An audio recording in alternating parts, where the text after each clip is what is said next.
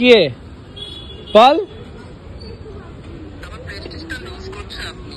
এ আসেনি বাট এ আমাদের পিছু ছাড়বে না, তো তাই আমাদের ব্লগের মাধ্যমে ভিডিওর মাধ্যমে আমাদেরকে মানে কি বলবো, হ্যাঁ বলছে ব্লগে নিবি না আমাকে, ব্লগে নিবি না বলছে। না একদমই না, আমরা ওকে ভিডিও কল করেছি কারণ মিস করছিলাম, কারণ এই হাঁটতে হাঁটতে দার্জিলিং একসাথে 3 জন ছিলাম, তো সেক্ষেত্রে মিস করছিস নাকি আমাদের?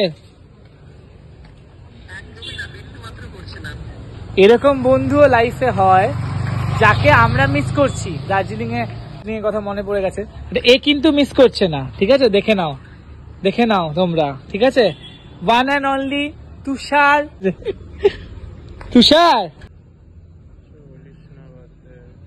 তো হ্যালো গাইস, তোমাদেরকে বলেছিলাম যে মায়ের বাৎসরিক উৎসব মানে প্রতিষ্ঠা দিবস আসছে 1 তারিখ, সেটা সানডে।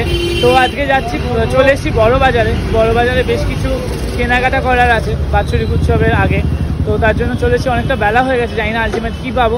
তো চলো আজকে ব্লগটা দেখতে থাকা। তো অনেকেই জানতে চেয়েছিলে কোন দোকান থেকে দশকর্মা কেনা হয়, তো আজকে দশকর্মার দোকানটা তোমাদেরকে দেখাবো। এই হলো দশকর্মার দোকান, এই দোকান থেকে আমাদের দশকর্মা তোলা হয়।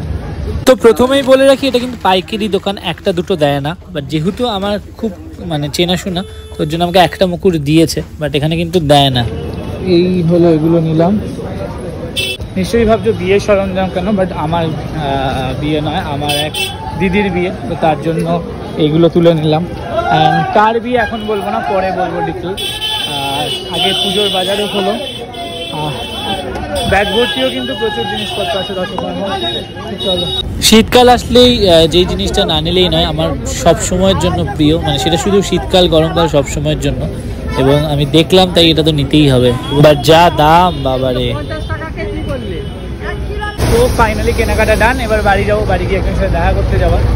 এই হলো সব কেনাকাটা হয়ে গেল। যখন ফিরি সবসময় হাওড়া থেকে এই সন্ধ্যেবেলা, বেসিক্যালি এই জায়গাটা এতটা সুন্দর লাগে, নিশ্চয়ই তোমরা দেখে চিনতে পেরে গেছো এটা কোথায়। এটা ভিক্টোরিয়া, এবং বহু ছোটোবেলায় গেছি, যাওয়ার খুব ইচ্ছা রইল, গেলে তো ডেফিনেটলি ব্লগ হবে, দেখা যাক কবে যাওয়া হয় ভিক্টোরিয়া। আজকে সব কাজ কমপ্লিট হলো না, আবার কালকে একটু বেরোনোর প্ল্যান আছে। একটি টি বোর্ডে কাজ ছিল, সেই কাজটা টাইমের জন্য কমপ্লিট করতে পারিনি, বাট মোটামুটি বড়বাজার যে কাজগুলো করার কথা সেগুলো হয়ে গেছে। এবার কালকে আবার টি বোর্ডে গেলে কাজটা হবে অনেকটা। বাচ্চা মানুষ পকেট থেকে টাকা বের করে দিচ্ছে। আজকে সৌম্যদীপ দা বললো যে আয় দেখা, অনেকদিন দেখা হয় না, বাট যেটা এনেছি সেটা দিতে ভুলে গেছি, দার্জিলিং থেকে পরে দেবো। তো এই চলে এসছে, আর আমরা এখান থেকে অনেকদিন পরে এই দোকান থেকে খাচ্ছি। এই দোকান থেকে মাঝে মাঝেই খাওয়া হয়, দেখেছো ব্লগে। হ্যাঁ, বাজার টাজার করে চলে এসছে। দাদা বাড়িতে তো গেলেন না? বড় সড়ো মানুষ হলে এই হয়, বাড়িতে যায় না, এরকম ডেকে নেয়, তাদের অনেক মূল্যবান সময়, তাও এই যে টাইম দিচ্ছে এটাই আমার কাছে অনেক বড় ব্যাপার। হ্যাঁ, সৌহার্দই লেট করেছে, বাজে কথা, বাট আসছি করছে, আসে না। আমি তো সব জায়গায় লেট করি, সেটা সবাই জানে। বলছে যে এসে গেছি, তার মানে ঘর থেকে বেরোই।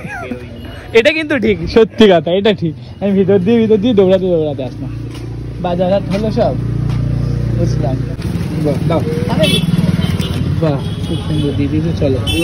চলো এরকম শীতের সন্ধে এরকম হাতে চপ অ্যান্ড এরকম হালকা হালকা ঠান্ডা ঠান্ডা আড্ডা মারতে কিন্তু বেশ ভালোই লাগে, তাই না? এক্স্যাক্টলি। আর সৌম্যদীপদা এসছে বলে কথা, কত গল্প জমে আছে সৌম্যদীপদার। এখন নতুন